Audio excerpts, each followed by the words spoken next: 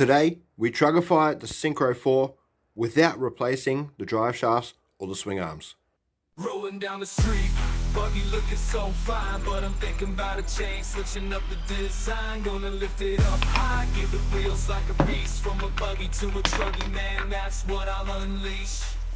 Hear that engine roar, buggy got me feeling like I'm ready for... Right, so we've got it removed. All we've got to do is disassemble the CVD part of the drive shaft so we can keep the drive shaft, or the dog bone part of the drive shaft. The Dementor steering knuckle or hub is much larger or longer, so you actually need much longer wheel axles. And the only other thing I do replace are these little plastic washers. They go onto the thread here before you install them onto the swing arms. Now the main reason I replace these is because the ones that come on the Dementor are steel obviously, but they're thinner, so it allows the ball and pin of the dog bone to actually slide in far enough to the outdrive, because sometimes what can happen is if the drive shaft isn't far enough in and the suspension is activated, the pin can slip out like that, and then you start destroying the outdrive of the differential.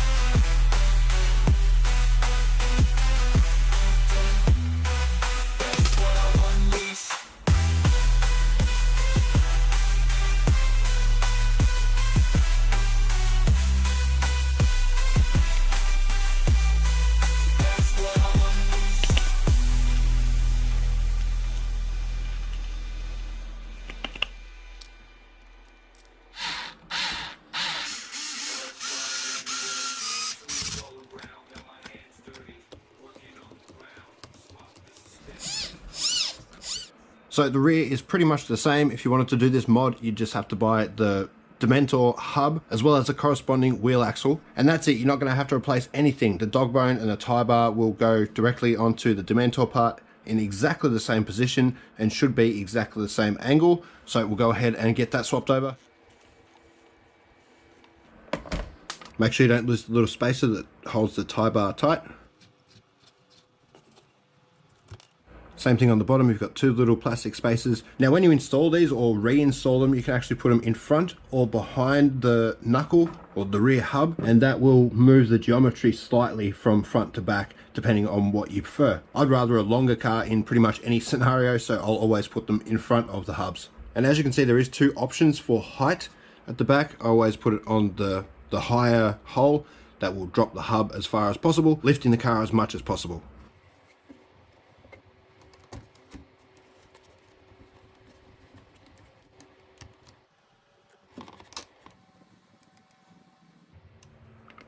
And that is it. Very simple, and we definitely have some extra width there, which means we should have an extra stable car. Everything still functions beautifully, got plenty of steering, suspension works great still. But another cool thing is you can actually run truggy wheels and almost non-offset truggy wheels without much issue at all. Plenty of room for steering. But for today, we're going to go back to the stock wheels, see how they go.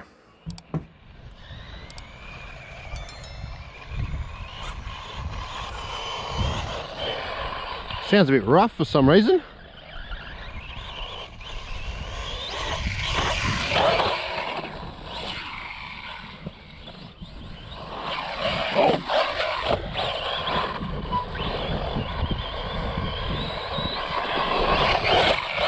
Oh, not a good start.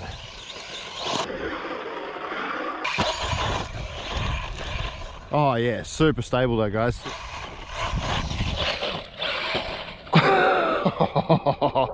Definitely a rough start.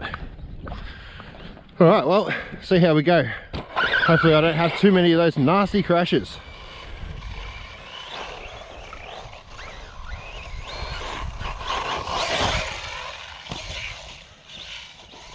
God, it's a tough rig. Oh!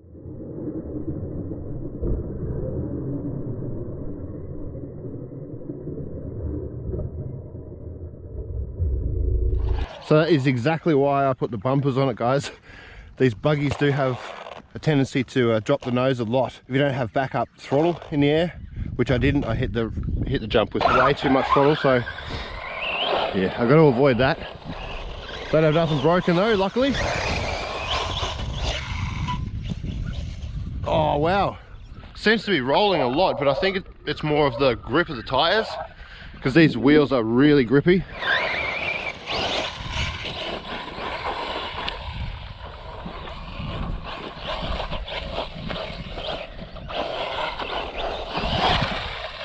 That was a better one. Oh, except for that. Oh, what a crash. Bit of dirt in the shocks there.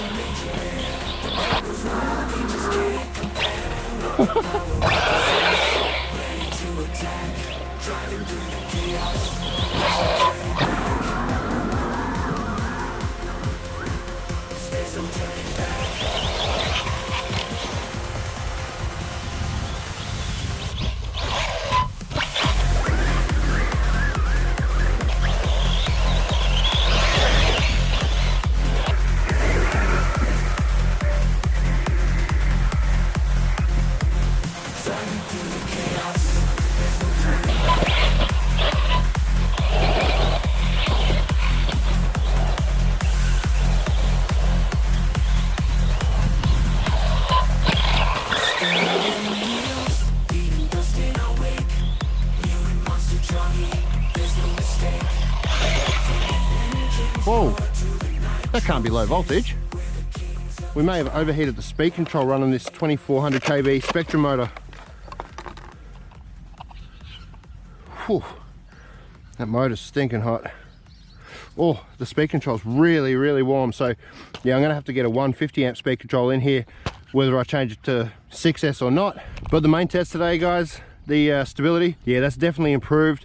With the extra width, with the rear sway bar on there, it definitely helps as well. And changing to 500,000 weight center diff oil, I think would have helped the most. But yeah, the grip of these stock wheels, I think it's just a little bit of a disadvantage when you're jumping. When your land jumps a little bit sideways or a bit wonky, they do grip a lot and they tend to send the car over. I really want to get a 6L set up in there. The main reason I'd go up to a 6L is just to have backup power, not so much have extra speed or anything, but when I'm doing jumps and I need that extra bit of throttle just to pull out of a jump or whatever, yeah, having a 6L set up in there is definitely going to help.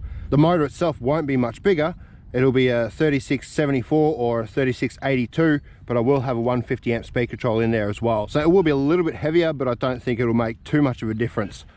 Yeah guys, that is on low voltage now, so I'll get it home. I'll probably get it swapped over to a 6L setup for the next video, and yeah, have a lot of fun with it. I'm sure it's going to be an epic car with 6L setup.